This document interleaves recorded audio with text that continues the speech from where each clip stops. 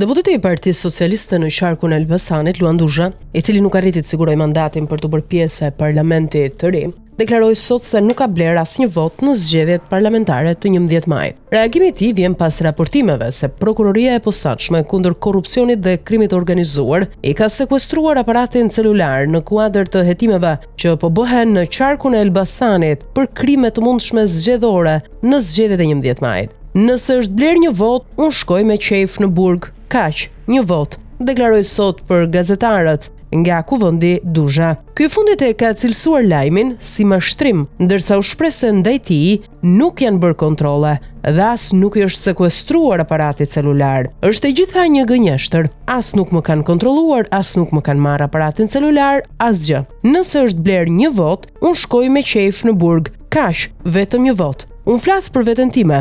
Nëse është bler një vot e vetme nga njerëzit e mi apo shokët e mi për mua, unë shkoj me qejf në burg, përsërit deputeti socialist. Mirëpo, para pak ditësh, prokuroria e posaçme në bashkëpunim me Byron Kombëtare të Hetimit ka ndërmarrë një aksion në qarkun e Elbasanit për të goditur krimet zgjedhore të 11 majit dhe u raportua se edhe në banesën e deputetit socialist Luan Duzha janë ushtruar kontrolle ku janë gjetur shumë aparash apo dokumente të mundshme komprometuese për shitblerje votash më 11 maj. Mbetet për tu parë se si do të konkludohet me këtë aksion dhe nëse do të ketë vërtet përgjegjësi penale deputeti socialist.